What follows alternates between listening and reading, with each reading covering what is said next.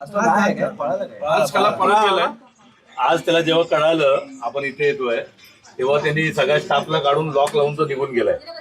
आज हा कावरे जो आहे याच्या वडिलांचीच कांजूरमध्ये 4 ते 5 नॉनव्हेजची दुकान आहेत आणि त्या नॉनव्हेजच्या दुकानावरती हा माणूस मोठा आला आणि आज त्यांनी रुणवालमध्ये जो चाळीत राहायचा तो माणूस रुणवालमध्ये गेला, त्याची प्रगती झाली. आम्हाला त्याचा अभिमान आहे मराठी म्हणून. परंतु असल्या नीच वृत्तीच्या आणि असल्या घाणेरडी वार्ता करायच्या नाही हे त्याला तुमच्या मार्फत त्याला आम्ही सांगू इच्छितो. आज हा फक्त हार घातला याला. याच्या पुढे जर यांनी असं नको ते वक्तव्य केलं तर याच्या पुढचे परिणाम काय होतील हे त्यांनी विचार पण करू नये. त्यांनी आता जाहीर माफी मागितली पाहिजे. इथे नॉनव्हेज व्हेज अशा पद्धतीत लोकांचं विभाजन करू नयेत यासाठी म्हणून आंदोलन आहे. आमची लोक तेवढे आता धंद्यामध्ये आहेत, तेवढं 6 करोड 5 करोडची घरं आमची लोक आता एफोर्ड करू शकतात. पण जर असे नियम लावून मुद्दा म्हणून आमच्या लोकांना जर मराठी माणसाला जर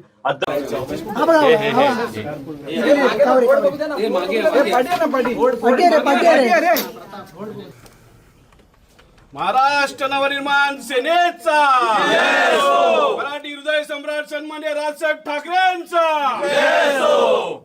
या असल्या प्रवृत्ती लोकांचं करायचं काय? खाली डोकं वर पाय. असल्या प्रवृत्ती लोकांचं करायचं काय? खाली डोकं वर पाय. या कावरेचं करायचं काय? खाली डोकं वर पाय. या कावरेचं करायचं काय? खाली डोकं वर पाय. महाराष्ट्र नवनिर्माण सेनेचा मराठी हृदय सम्राट सन्माननीय राजसाहेब ठाकरेंचा.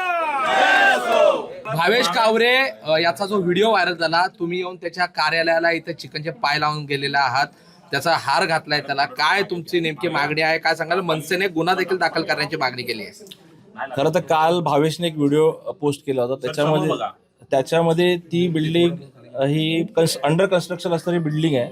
त्या बिल्डिंगमध्ये त्यांनी जी ॲड केली यामध्ये त्यांनी जी भाषा वापरली, ज्याने त्याचा जे प्रोडक्ट विकण्यासाठी त्यांनी जे ज्या पद्धतीने ॲड केली त्याचं उद्दिष्ट असं होतं की तो फ्लॅट विकायचा नॉन महाराष्ट्रीयन व्यक्तीला.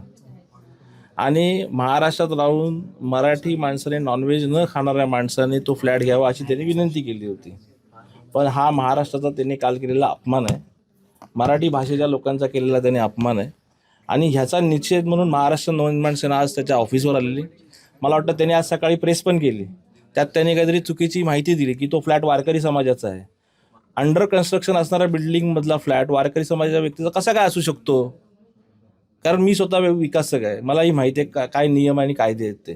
त्यामुळे आज त्यांनी जी बाईट दिली ती चुकीची आहे आणि अशा पद्धतीच्या वक्तव्याचा आम्ही निषेध करण्यासाठी आज ठिकाणी आलो आहे. आम्ही येणार हे कळल्यानंतर त्यांनी स्वतःचं ऑफिस बंद ठेवलं आहे आणि तो इथून पळून गेलेला आहे. पण तो किती दिवस पळेल?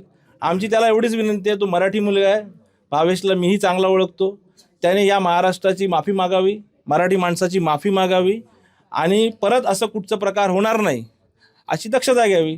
ऑफिस आज बंद केलं जर त्यांनी माफी मागितली नाही तर येणाऱ्या काळात त्याला महाराष्ट्र नवनिर्माण सेनेचे परिणाम भोगावे लागतील. चिकनची माळ घालून तुम्ही इथे आंदोलन केलेलं आहे, पुढे काय तुमचं नेमकं पाऊल असतं? आज एक सौम्य पद्धतीचं आंदोलन झालेलं आहे. चिकनची माळ त्याच्या ह्या बोर्डला लावलेली आहे.